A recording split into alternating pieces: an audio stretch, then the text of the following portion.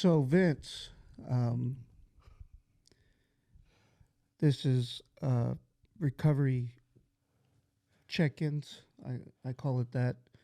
I kind of stole it from groups that I'm in. So I wanted to bring that to a podcast and just so we do it as just try and like a regular check-in. I know you're familiar with it, so Yeah. Okay. so basically, like how many days? I forgot to tell you that we were gonna do how many days. This is the second time I've done that, but you don't have to give the exact if you don't know. Days? No, but I can find out real quick. Or years. Days is always fun. Right? Yeah.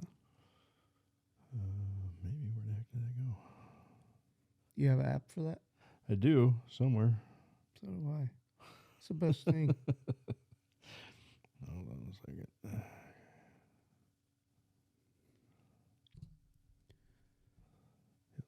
Yeah. There it is. So if you want, you can just start off with the check-in and any topic. You know,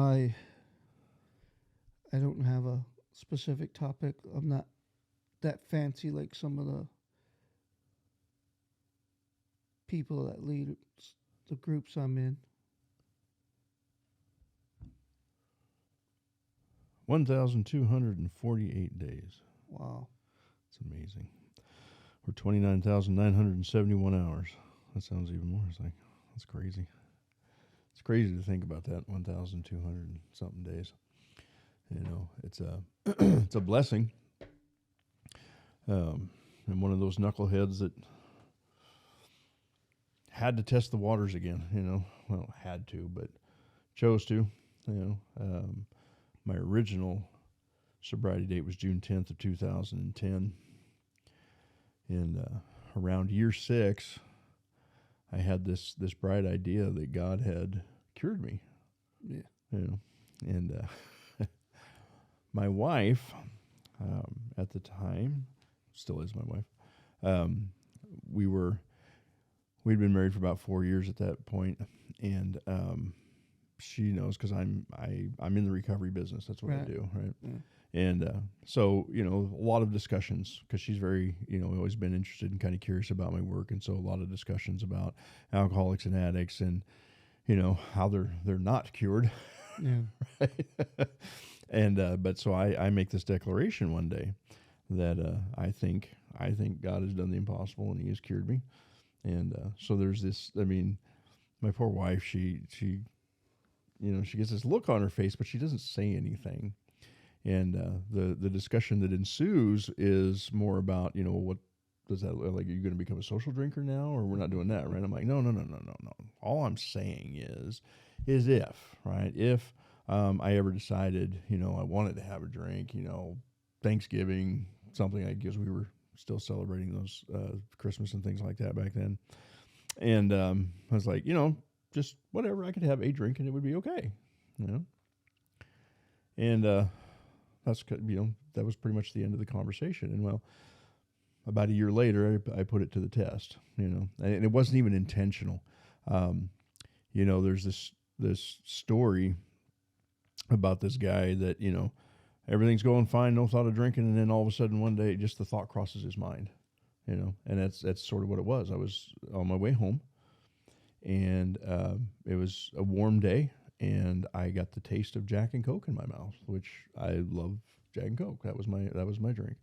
And so it just looked over and there's a liquor store. Oh, so it's like, oh, it's a sign. So I pulled in and nothing crossed my radar. No, walked in there. I bought a little half pint of Jack Daniels and bought a Coke and went out to the car. And I sat there in the parking lot of the liquor store. And it wasn't until I took the drink. And even then, it wasn't this immediate, it was like, oh, I don't feel like explaining this to my wife. even though we've already had a conversation that it would be okay. Because back in that conversation we'd had a year prior, she was like, well, okay, I guess if that's, And so I just, it's like, I don't want to explain this to her. So I went back in and got some gum. Right? Of course, in another bottle. Throw the bottle away. Well, I throw the bottle away, right? Because now I got to hide it. That's, all that stuff. And so, it's funny because I walk in the door and she's there to greet me. And then she's kind of like, you been drinking? What? Nah. Oh. Well, make sure it's just, okay. All right. So right there, I mean, I got to hide the bottle. I'm lying to her about it, all just like that. The habits are back, and it was a rapid decline from there. After work, quickly came to at work, quickly became to hiding them in the garage, and all of a sudden I had a lot of projects to do out in the garage. My man cave, and so don't disturb me while I'm out there, and. It was horrible. Lasted for about 6 months. Got back, it was one of those nights, I was supposed to be in the man cave doing my thing. And I had been a little short with my wife, that night when I came home, which was unusual for me. It upset her. But so I go out to the garage, and I'm sitting there, and I've already put 2 pints down and getting ready to start on the third. When she walks out, right as I'm tipping up the last of the second one.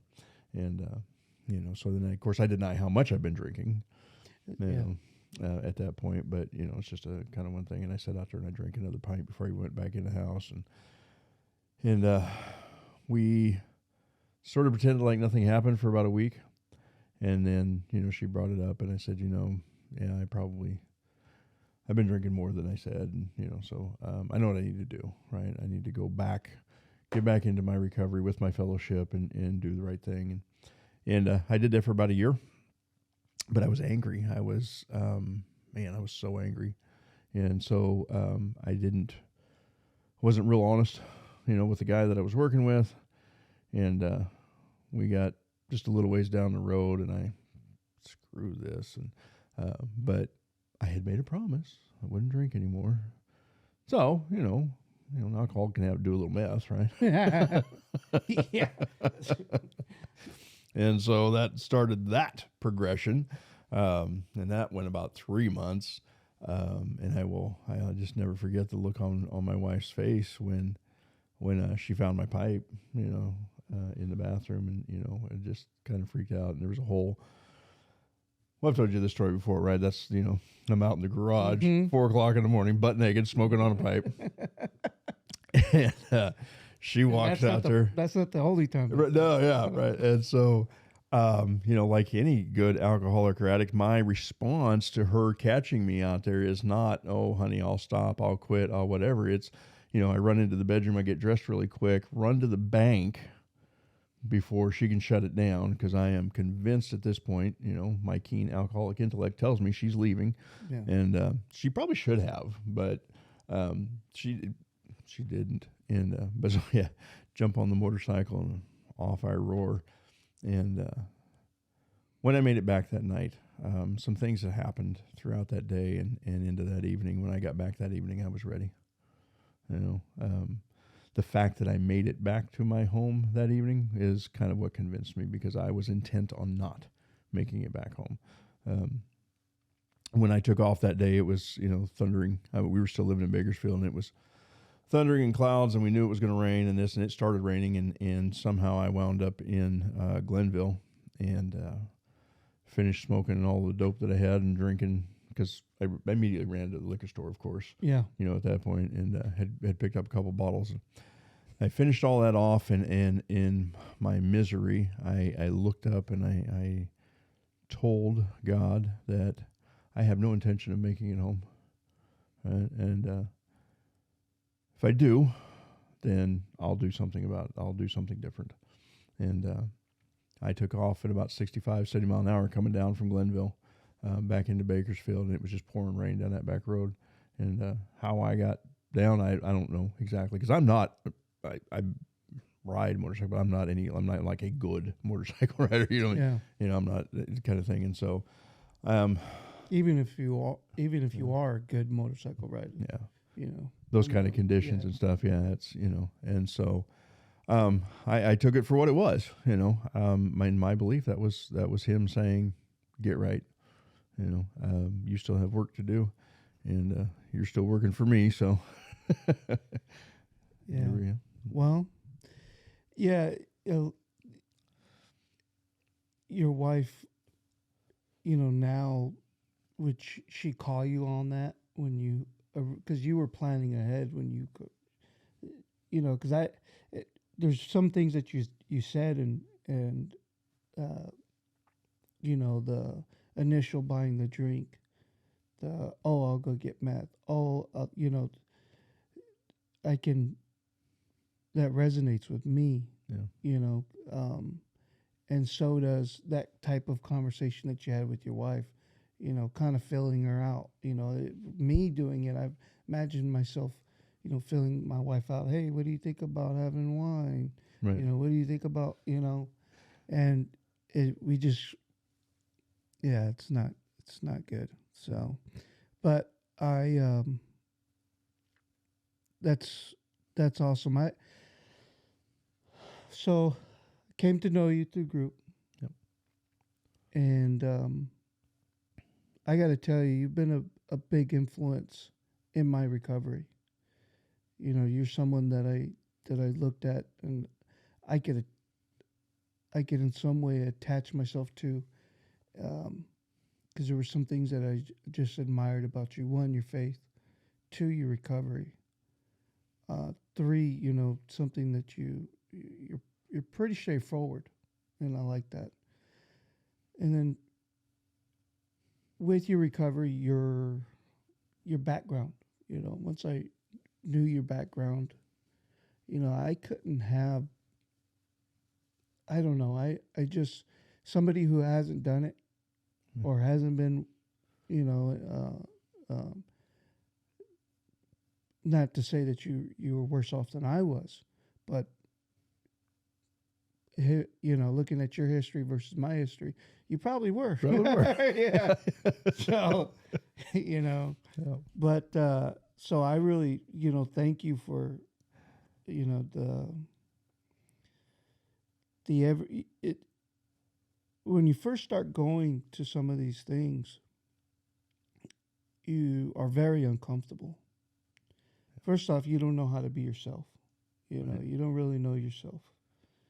You don't. Um, you masked a lot of that with drugs when you were social or talk to people or whatever, and alcohol. And so, when you first walk into those rooms, it's intimidating. It's scary. It's very hard.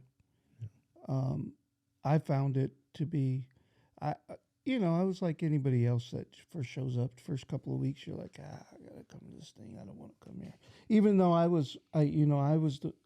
did. I'm the one who signed up. I'm the one who made the call. I'm the one who wanted to stay clean. Even with that, it was still like, I'm not like this guy. I'm not like this guy. Yeah. And then what you find is that you find that you have everybody in that room tells a little bit of your own personal story. You can resonate with them, Absolutely. and it's nice to be able to find something like that, because I don't know that I would be clean or be able to stay clean unless I had that room, that fellowship of of people that are going through the same struggle that you are on a daily basis. And so, I've learned a lot of things from you guys. I've learned a lot of things from you, just watching you and watching the way you carry yourself. So, I just want to tell you thank you for all that. You may not know it, or you do know it, but we look forward to our Thursday, deal. Yeah. So we look forward to getting there, and and you see people come and go, and there always seems to be a good balance. And I know sometimes you think you say things or that you hurt people's feelings, and you're going to. Yeah. There's just the thing that you're in. You're leading it in some way, and that's going to happen. And it's we're soon to realize that if you hurt my feelings, it's probably something that I have an issue with. It's nothing that somebody else has an issue with. Generally speaking, yeah. I was talking with another guy earlier this week, and it was that was part of the discussion, right? When I am disturbed, there's something wrong with me, right? It's an inside job. That's why I'm disturbed, because you can't make me mad, Yeah. right? You can't. I mean, yes, you're going to do things that I may take offense to, right? But ultimately, that choice is still mine. How I perceive the situation, and I was talking about that the other night, is that just because you mean something derogatorily towards me doesn't mean I have to take it that way. Right. And that's me. It's like, you can't make me angry. I mean, you can do things, but it's up to me how I want to. I can either react or respond to that. And for most of my life, I reacted to things. You hurt my feelings. Because I'm a sensitive guy. Yeah. Right. And you hurt my feelings, and so rather than own up to that, because then that makes me vulnerable, it makes me weak, it makes me whatever messages I got going on in my head, it's easier for me to act out in anger. And so I just lash out and punch you, right? It was easier to do it that way. But, I thank you for your comments, Sam. It means a lot to me, to know that several years ago when I first got into this field, it's what I wanted to do. I wanted to be able to make a difference. Not that I was ever embarrassed about my background or my past, because it just was, just is what it is. But I wanted people to see that you didn't have to wear that, right? I didn't have to come out and still be the homeboy, the dog, the roadie, and all of that attitude and everything that comes with that. That recovery really is about change, and you can. Yeah. And so, that has been my thing. I have put a lot of effort into that of making those changes to be the example that my God asks me to be, and my recovery asks me to be. Right? We talk about it; it's attraction rather than promotion. Right. And so, I thank you, because it means a lot to know that people will get surprised when they hear my story. Yeah. Sometimes they're like, "You did what?" But that's how I want it. That's how I want it. Yeah, that's what a lot of it is. That's what drew me to you. Is that the story. So talking about that, talk a little bit about, or if you would,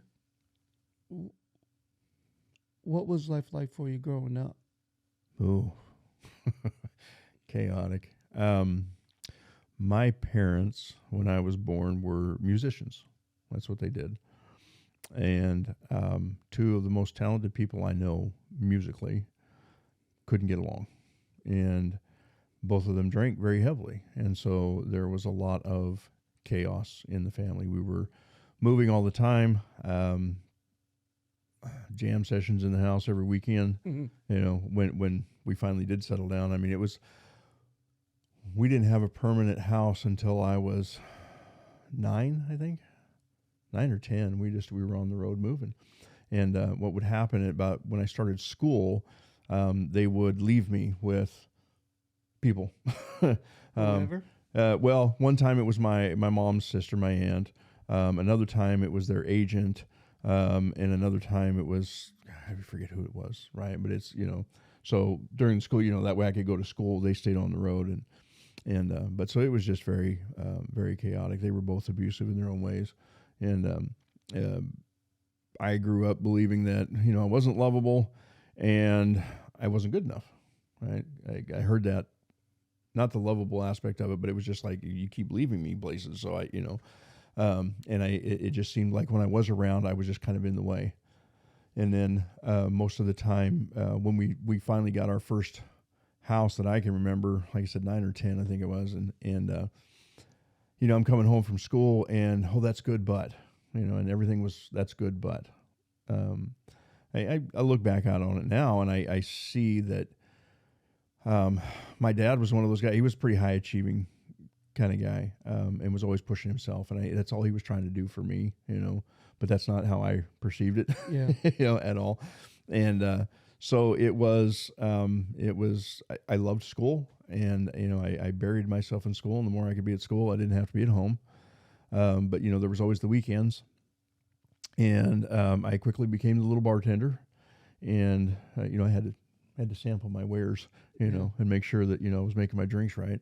And, and it was funny because, people would laugh about it, because I'd start out the evening and bring in no problem. And then, somewhere in the middle of the evening, I'm kind of swaying myself, and they're like, you've been tasting them drinks, haven't you, boy? And I'm like, I would just giggle, and they would laugh, and everybody thought it was funny.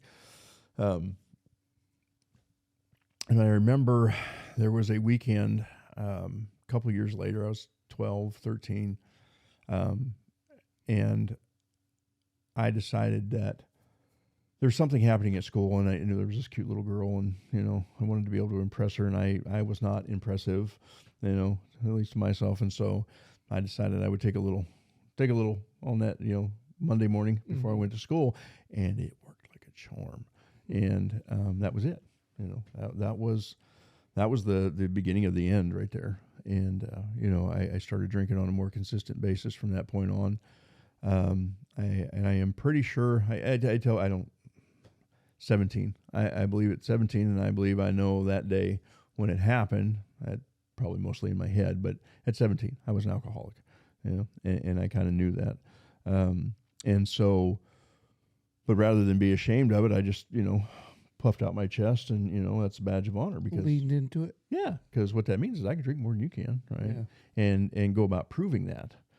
And, so it was, that created its own havoc, but so, yeah, from 13 up to 17, it was, as much as I could, just so I could, fit in and be a part of the in crowd. I didn't have to be the nerd anymore. And, my, whatever I was doing was good enough, at least in my own mind, so. Yeah. So because you have your degree, you say that you always, done well in school. Yeah. And, was school an outlet for you, or when you started drinking, though, that obviously affected it? Well, yeah, when I started drinking, then school went away, right? Yeah. It was not as important anymore. I haven't told this story in a while. So my senior year in high school, I was fooling around in English class, and after class, the English teacher came up to me and he drops this thing in front of me. He says, "I want you to read this and see what you think about it." It was a spoof on Romeo and Juliet, right? And so I read through it, and I was like, "Yeah, it's kind of funny, He's like, "Okay, we're going to edit it, and this is what you're going to do, right? So you're going to become part of it." It was called the forensics team, which is debate and drama. Mm-hmm. And it was this competition throughout the thing. And so we got to editing it down, and I got this cute little outfit on, right? We got an old choir robe, and we put an elastic on the bottom, pulled it up, had this plastic sword with this raspberry beret before there was a real big long plume hanging out the back of it. And I just played all the parts. So I had this humorous solo thing that I did. And I bombed like crazy my very first meet that I went to, and that just pissed me off. And so I learned my lines, got down to it, and I just started. I made it all the way to state, Wow. And at state, I took second place, which broke my heart because I had put a lot of effort into that day and making it there. And, I could make a lot of excuses about what may or may not have happened at that day. But what it comes down to is I didn't get first. And so in my head, my good wasn't good enough, right? Exactly what I've been being told all my life. And now the season's done. We get home. My English teacher is trying to, Mr. Conrad, I'll never forget him. He was a major influence in my life. But he's trying to give me tools to deal with this because he can tell it's really bugging me. And, but it's not working. I'm not accepting any help from him. And we get towards it, but the community college there actually created a scholarship for me to be able to go, right? Mm-hmm. Because of that ability that I had shown. And I blew it all away, right?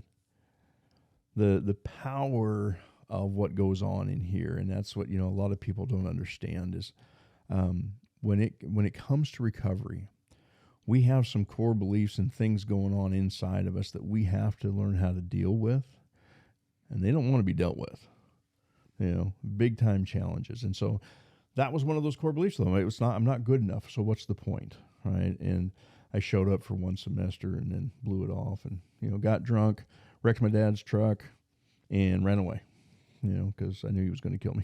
Yeah. So off I went, and wound up in Washington, and there I found cocaine and acid, and had a good old time. Yeah. Yeah. Wow. So then you end up through that college period where you're supposed to be in college, you're just running amok. Yeah. Oh yeah. I was nowhere near school. Like I said, when I left it was in Montana. I actually ran to my dad's brother in Washington, and I hung out there for about a year and a half. Like I said, cocaine and acid, and I had burnt bridges there with my uncle and his family, and so I needed to leave. And I heard from my dad he was going to go to Nevada. There was a big gold boom going on down there, so we were going to go down there and see if we could get on with the mines. And so I reluctantly went back to Montana and went with him down to Nevada. We got down there, and then that just, the drinking started up again. Actually wound up in the oil field rather than the gold mines, and did that for 18 plus years. And so, went out to followed the rigs out to Texas, and a bunch of cocaine and heroin out there, and got here to California, and oh boy, discovered meth. Yeah. And then of course there was, everything in between, pills and mushrooms and whatever else, people had during those times. So, yeah, because you've had a lot of you have a lot of experience in the usage part. You also, from what I understand, have done some prison time as well. Yeah, 3 prison terms altogether, about 11 years, all drug related. So the first time I was actually back in California, and thought I was about something, and I was this this gal we had hooked up together, and we were selling a bunch of stuff out of her home, and I was kind of the bodyguard, so checking people as they come through the door, really? And yeah. And, if you get too rowdy, then out you go and whatnot. And so, yeah, I was there with her about a year, and we got raided. And that was an interesting experience. But we got raided, and long story short, I wound up taking a deal with 2 strikes in 4 years. And so I did 4 years at 80% on that one. That's the only one I actually did straight flat time on and made it out when I was supposed to. Really? Yeah. I was out for like 10 months, and I didn't. Up here, I wanted to change, but nothing here changed, and nothing outwardly changed. Right? I didn't do anything different, and so I'm hanging out with the same people again eventually, and doing the same things, and so back to use and whatnot. So 10 months later, I'm running back, and that was a huge wake-up call for me, because I know at the time I was here in Bakersfield, and at that time we had these different colored bands when you would go through booking, right? And white was like just GP, and orange was, I think, mental health, and blue was special needs, and red was high risk. I meant you'd been a bad boy. Yeah. Is what it came down to. And so we get into booking and whatnot, and they call me in and whatnot, and all of a sudden, I got a red band on. And I'm like,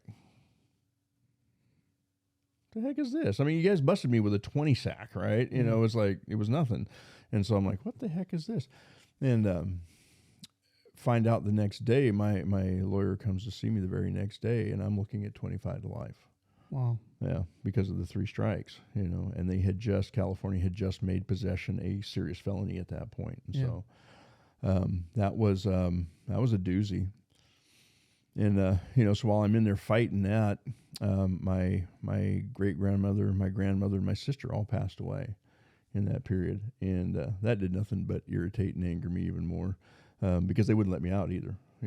They deemed me to be a threat to myself and to society, a danger, they said.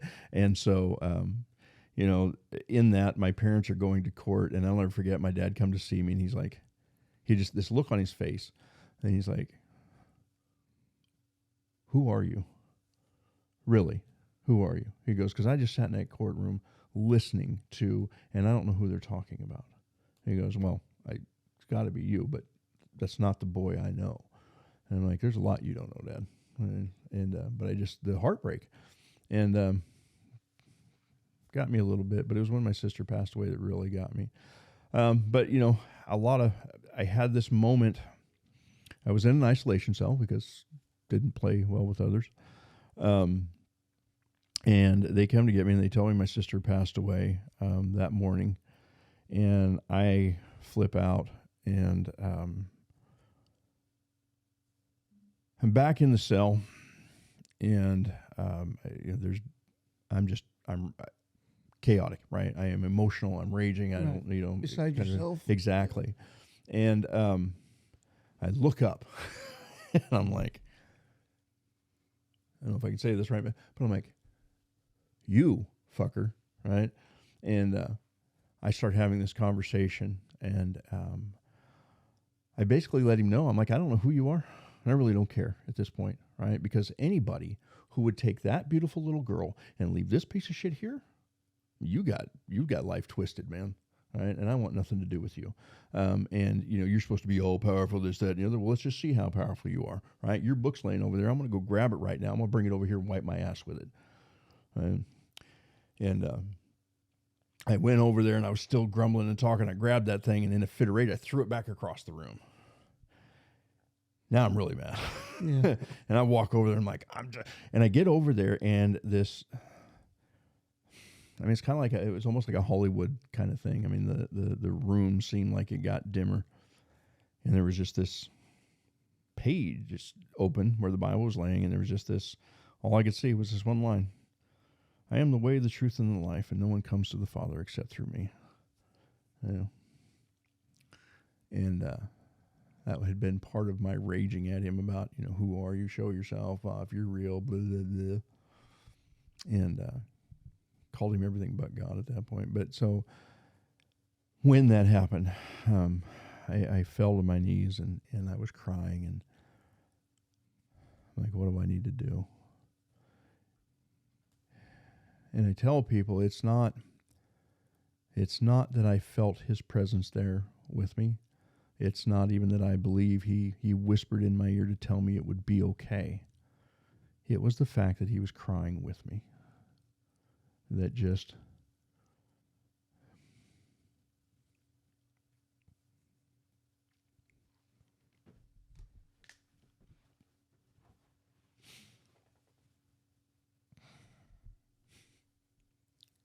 Yeah, you take a minute.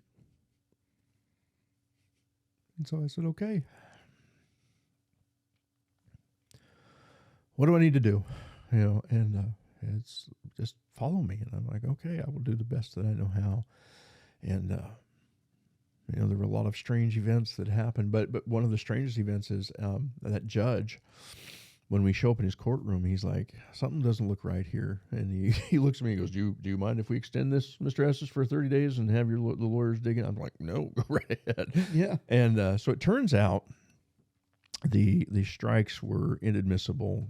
They had screwed up in court. They did it wrong. The whole night thing was the long story short. The 2 strikes became inadmissible and should never have been there in the first place. And so that judge's instead of sentenced me, he gave me an N number. I got to go to CRC and was supposed to go do the rehab thing and in prison. And I bucked that. I was like, Yeah, you're not a fan of rehab. I'm not a fan of rehab. Well, it didn't help, right? So you were talking earlier, right, about this ability to relate. And my first day into the rehab, I get there. I think it was Turning Point or something like that. It was inside at that time. And I walk into the room. A bunch of us walk into the room. They sit us down. They give us this orientation, and then they let us know who our counselor is supposed to be. And I get my little slip, and so I walk up to the table where his name's at, and it's this, he's 21, maybe? Yeah. He'd had a glass of wine and smoked a joint once. That was his entire extent and history of substance use. And I looked at him, and I'm like, you're out your freaking mind. Yeah.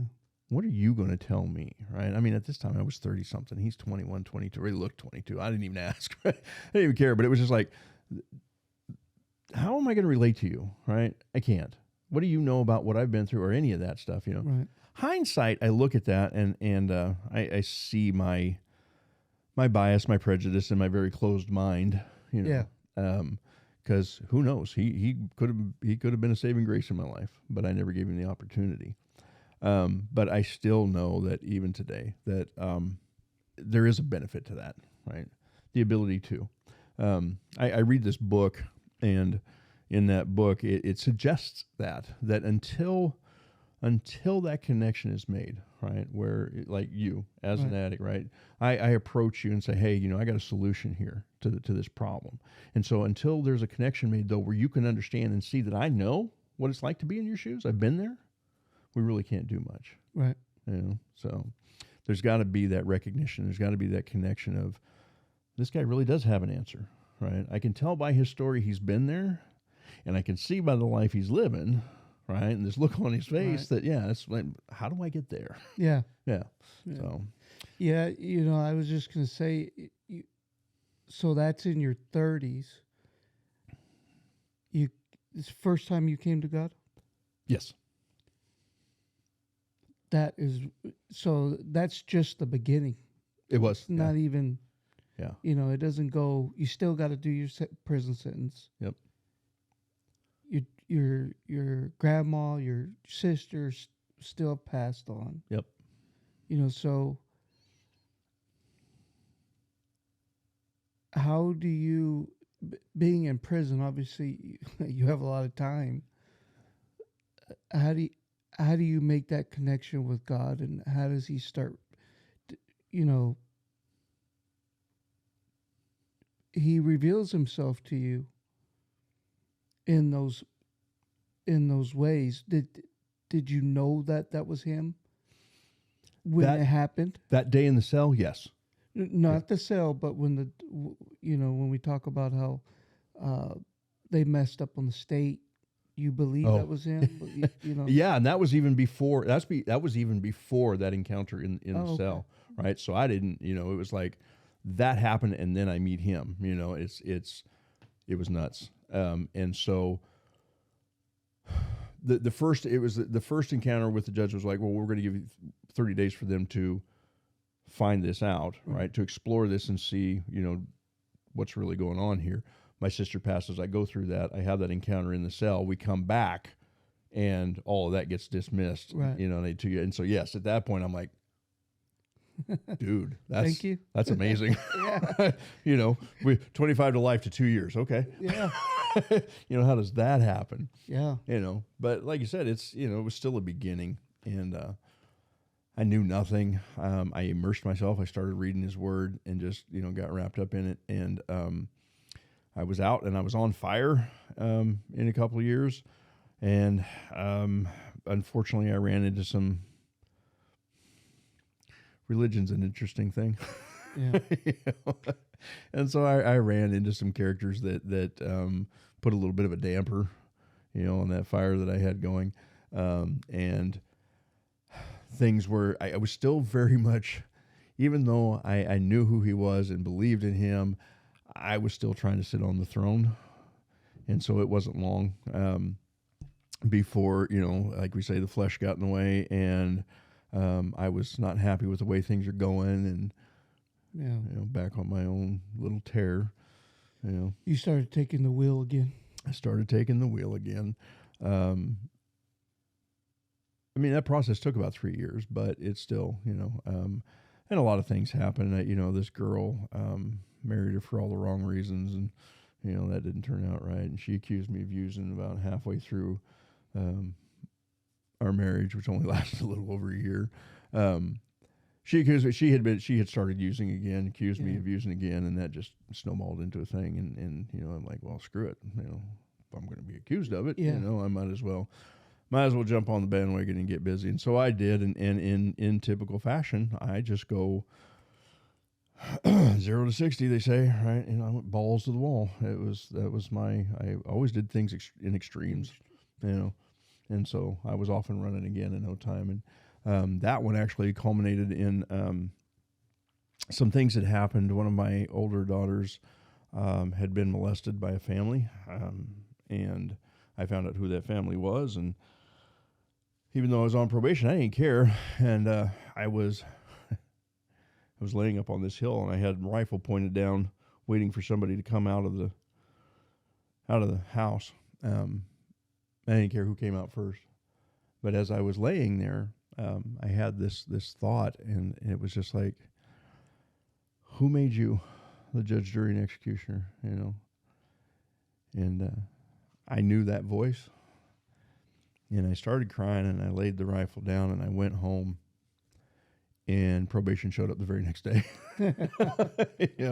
and I was like, okay, and then I get there, and they started off at wanting to give me 10 years, and I was going to fight that, and I did. I started off fighting it, and about 3 months in, I looked up and I said, all right, you win. All right, I'm tired of fighting with you. And my lawyer came out to see me, and I looked at her and I said, are you a Christian? And she's like, yes. And I said, then we're done. Right? Whatever God decides I need is exactly what I need. The fact is, I've been trying to fight this on a false pretense anyway. Right? I'm guilty. I'm guilty. It's just that simple. So we're done fighting. She said, well, no, but I think I'm like, we're done. And so instead of 10 years, I got 5.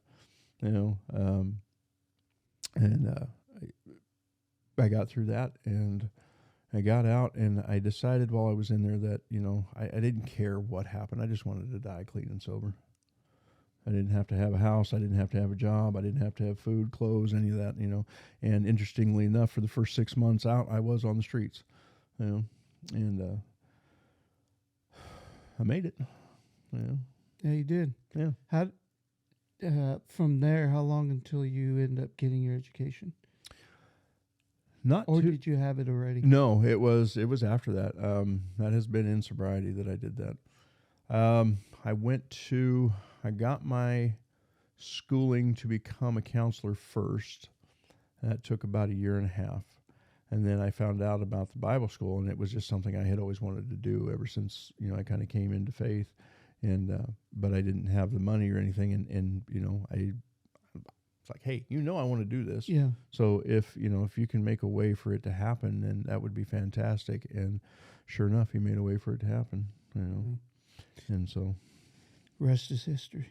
The rest is history. Yeah. So we talk a lot about, staying in our square. Yeah.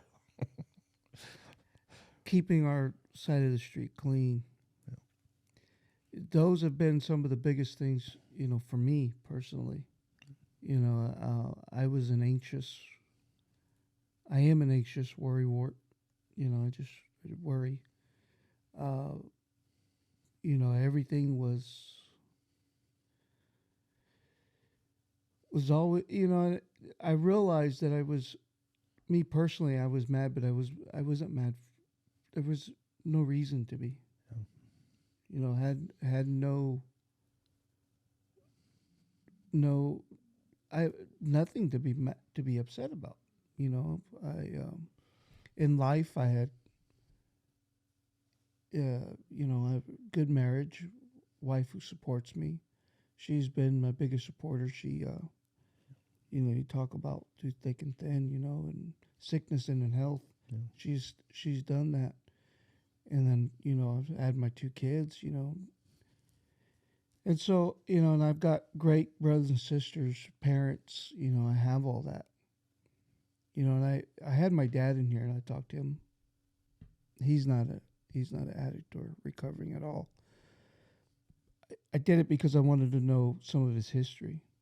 But I wanted to know uh, even more so because he was one of, I don't know, 11 or 13 or something like that. Mm-hmm. And not all of them are successful in their own right. But to the degree that he has had success, you know, he, you know, he has done really well for himself in business, in home, and, you know, everything in all aspects. And so I wanted to know what made him go that route. Yeah. Me over here go this route, you over here go that route. You know, I wanted to know, and that's what I like. That that's what I was. I try to pull from you. You know what made you do that. You know, because then I can use that in my own life. Right. And that's one of those things. Remaining in your square, not being in control, gives you, you know, and then doing that, how it brings a sense of peace. Mm-hmm. You know, if anything, I can say, I am at peace. Yeah. I am at peace because I know I have God on my side. I know that He's always been there. If anything, I turn my back on Him. Right. You know, it wasn't the other way around. He's always wanted me and His family. You know, He's just always been there. You know, my wife, my kids, my parents, my family members have, you know, they've done things for me when I didn't need it, and they've done it unconditionally, Yeah. you know, undeservingly, you know. So it's just how, you know, you get into these rooms and it's almost as if there's just some things that we didn't learn along the way. It's almost like I want, you know, life skills. You know, you used to teach life skills in school. It's almost like I feel I don't wish you know somebody being an alcoholic or an addict, but the recovery part, Yeah. and what we get to learn and what we get to see if you really, you know, deep down start believing and start following, you know, start having a little bit of trust and start building on that with people.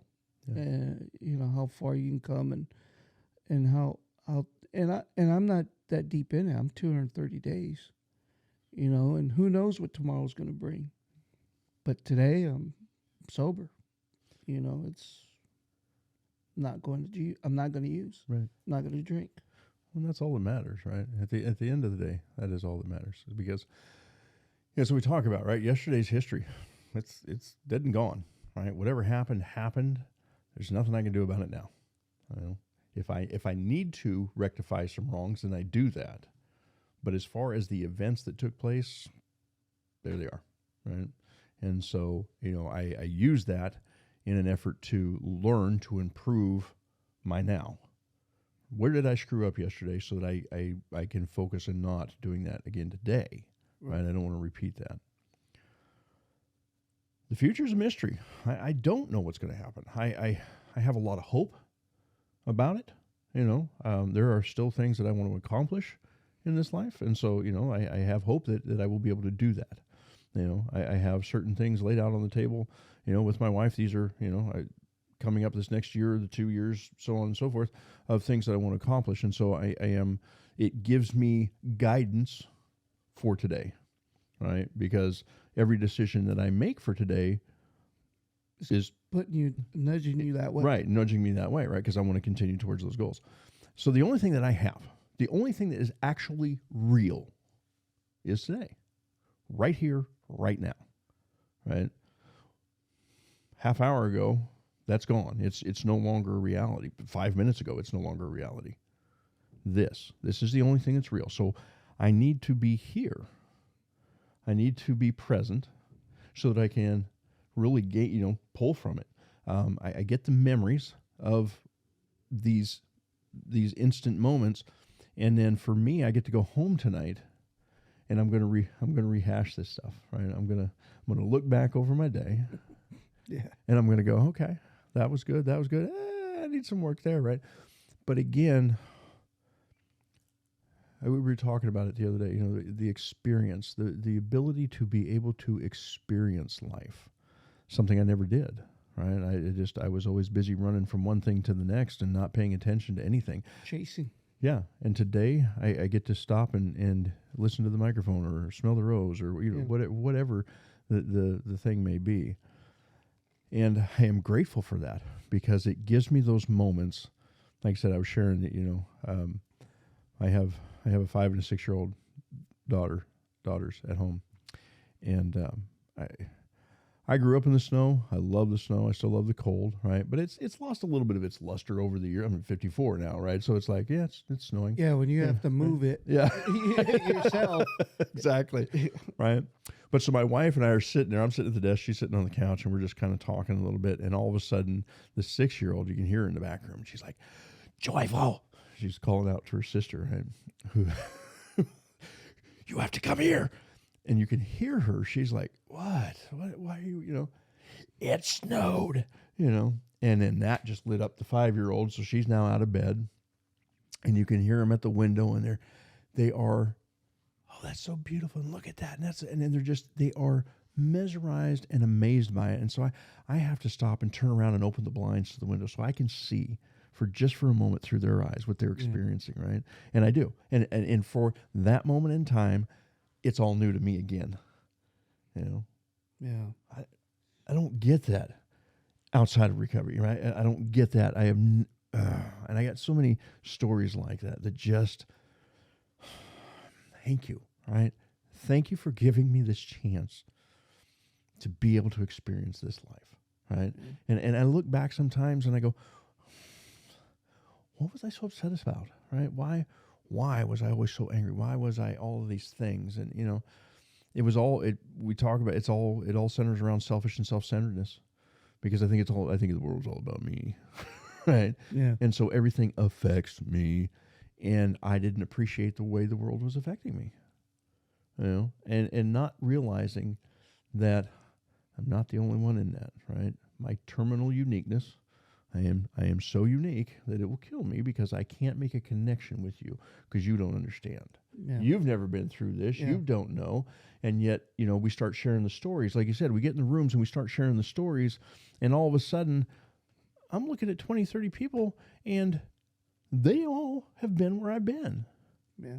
And it's amazing because now it's like, oh, well then, what a knucklehead I was, right? What a knucklehead. And so I do my best today, to not be there, to not be that knucklehead. It still happens on occasion. I get caught up in me, Yeah, the available part, being available to those moments. You wouldn't have those moments unless you were sober and in recovery, to experience those. Yeah. That is something that I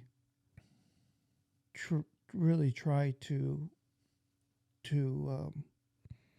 keep and remember when I do have those moments that I get tired, because it'll happen to me, on the way home after work, tired, worn out, just like you in the truck. Sounds good. Yeah. That like gave me goosebumps when you said that because that's happened, and And I think, you know, I, you know, I heard a saying. It says, first thought wrong. Yeah. So, you know, that first thought wrong, I stop there. It's a tool that I use. And I say, remember how I felt 10 minutes ago. And also remember how I felt when I was in the middle of my addiction, Right. at the tail end of it, in the hospital, in, you know, behavioral health, you know, in all these places, and to remember the looks on my wife's face, Yeah. the look of failure on my parents' face, or disappointment, you know. Um, Even through all that, that's why I say, you know, why did we put anybody through that? Yeah. Why did I put myself through that? You know, so much more I could have experienced. So my kids are 7, and I think, you know, gosh, you know, what did I miss? Yeah. You know, because I wasn't always using during that time, but you know, I have periods of when I was, and I'd get in the hospital and I get better, and then, you know, so it's just being available, building that trust back up with my wife. Yeah. Is you know, I always make fun. I got to bring my receipts, you know, and I do that on purpose. You know, Right. I leave my. She just cleaned up my dresser, where I leave my wallet.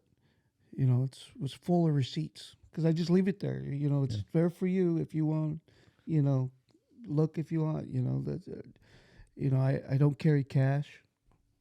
Never do I carry cash. Yeah. You know, and I try to keep it that way. You know, I want to be. So if I'm hiding something, it just turns into something more. Oh, I can get away with this, so let me do this. You know, Yeah. and it becomes an issue. You know, and it's just great to have, you know, people out there that have done this before me and have paved the way. Right. You know, and then, you know, the connection with the higher power, you know, with God, you know, the things that he has done and saved me from myself so many times. So, you know, the things that he's given me, continue to bless me with, even when, you know, undeservingly, you know, that he has shown his unconditional love. Yeah. You know, and it's been, you know, I've got to meet some great people through this. You know, I talk about my job at work, you know, and I had quit and I didn't want to do the job anymore. I was tired of it. I was tired of people. Yeah. You know, I was, you know, so I quit, and, you know, fortunately I'm really good at my job, and I do excel. At least I think I do. But I also, you know, don't know anything else. So I ended up having to go back, you know, the same work, same position, same all that. And in doing that, I do the same job.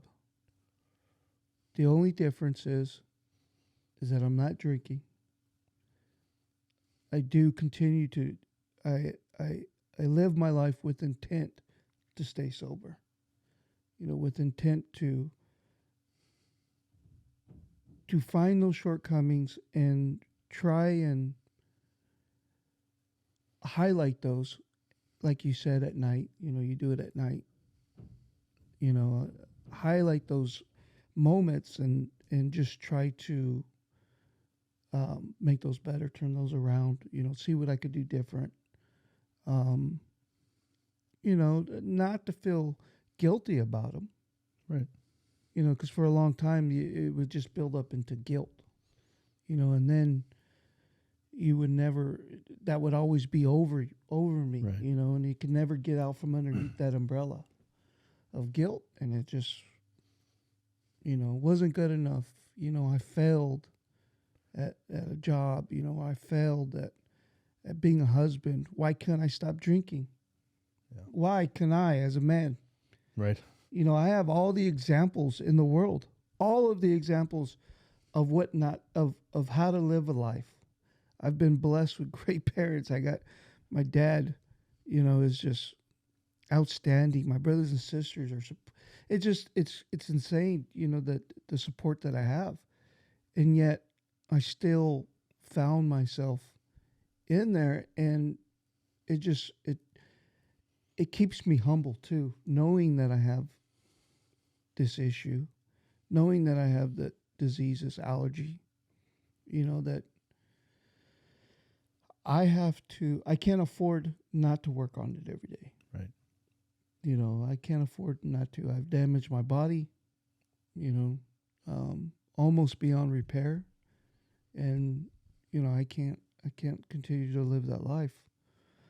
And it's not like it's gut wrenching not to live that life. Yeah.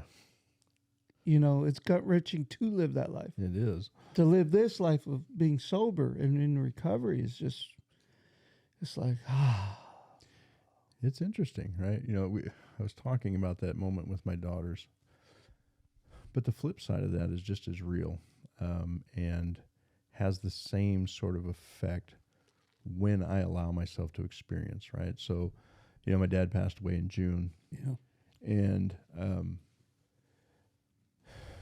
we had been able to reconcile a little bit, and so I was able to be there while he was in the hospital, and I was able to do some things for him he asked me to do, and it was a blessing to be able to do that. And now trying to help my mom navigate her way through, because he wasn't a responsible man for most of his life, and so he left my mom very poorly, and trying to help her navigate through that. And, like I said, these were not nice people I grew up with, right? But that's what recovery has taught me. And I don't know how well I've been doing through this, and I know, I talk to my mentor on a regular basis about it, and we were talking about it today, and he was like, it's really good to see you coming through the other side, where finally letting go of some things, and, just being able to say, you know what, even in this, I can learn. There's experience here if I will allow myself to have it. But we tend to try and run from pain. yeah, Rather than learn from pain, and I think that is a disservice to ourselves in our recovery. Doing that. Nobody, even the normies don't like the pain. I don't know how they get through it, but but they do, and I adore, I have my wife, she's a normie, and I absolutely adore her, and I learn so much from her because she takes things like this and I just learn, as I watch her navigate through this stuff, I learn from her, and then I get to rely on other people in these groups that, that help me out with that too. But my point is that all of life gives us that opportunity to really be a part of it if we choose. I say, one of the greatest gifts God ever gave us was His Son. The second greatest gift He ever gave us was the ability to choose. Right, and it cuts both ways. It's a dangerous tool, right? But it's there. We have the ability to choose. But I think that the third greatest gift that He gave us was awareness. And not everybody has that gift or that ability to be aware of what's going on. And I don't necessarily mean figuring out the details of it, understanding all of the complexities of it. I just mean, like you were talking about earlier. I sit down and go, okay, well, that wasn't so good, neither was that. But rather than getting lost in some bitter morass of self-pity, I go, okay, how can I make it better? yeah, Right? How do I change it? What do I need to do so that I don't do that again? Because I see the effect it has on other people, and I don't want to be the agent of that. Yeah, it seems like you handled, your dad really well on the outside looking, just from my perspective. And the reason why I say that is because I find myself looking at your example and how you handle that, because I need to be able to have the tools for when something like that happens for me in my life. My parents are not always going to be here. My brothers and sisters may leave before me. Um, my wife, my kids might get sick. It might happen. Right. That's the world. We live in a fallen world. And, you know, through all that, like you said, if I'm living on the street, have nothing, lose everything, or rather I have no matter the situation, I'm going to follow him, but also in that I'm going to be sober. I'm going to be in recovery and try to, take life for what it is, and realize that feelings, as you say, those are not truth. right. Mm-hmm. Feelings are not facts, man. Yeah. It's funny you say that. Well, I remember when I first heard it, I wanted to punch the guy right in his mouth. Because I'm like, what are you talking about, right? I'm feeling it. It is a fact. But he was trying to convey to me a very important aspect of that. Just because I feel a way doesn't mean that's the reality of the situation. Yeah. Like all those years I felt worthless. I'm not worthless. I never have been. It's a shitty day. Really, I have never seen that once, right? But that's how I feel, and it's not to invalidate our feelings, because however we feel is how we feel, and those are valid. What we have to do is a reality check, right? Is there evidence for this? So I mean, if you're staring down the barrel of a gun, fear is legitimate, right? It is 100% valid and legitimate. When I am sitting in my rocking chair at home and all of a sudden I get that same sort of fear or anxiety because I'm thinking about what might happen in the future. Now it's still valid. It's the way I feel, but it's not legitimate. There's no evidence for that, right? I have no way of knowing what's going to happen. And so that's what, I was talking about that the other night, false evidence appearing real, and it can really jack you up, because we feel that. And it's just a matter of grabbing a hold of that and saying, okay, where is the evidence for this, so that I can, is this legitimate? Am I right in feeling this way? Or is it my head, that committee going on in my head, just trying to distract me? Because it's been said, I am granted a daily reprieve, and that is contingent upon the maintenance of my spiritual condition. Right. And when that thing's running, that's not very spiritual. And so it's a good red flag for me. I tell you, those girls I was talking about, right? Every morning they wake up, they're happy, they're laughing, they're making a bunch of noise. And this was when this first happened, and so I'm, one day I'm sitting there and it's just so cute, right? They're adorable. I'm such a blessed man. And then the following week, or maybe just a few days later, whatever, I'm terrible with time, but sometime later, they're at it again. And all I want to do is go in there and tell them to shut the hell up, right? Because I'm doing my thing. I'm like, where did that come from? well, what changed, right? Yeah. That's what we're always talking about. What changed? Me. Yeah. And so in my recovery, it's the same thing. When nothing out here has changed.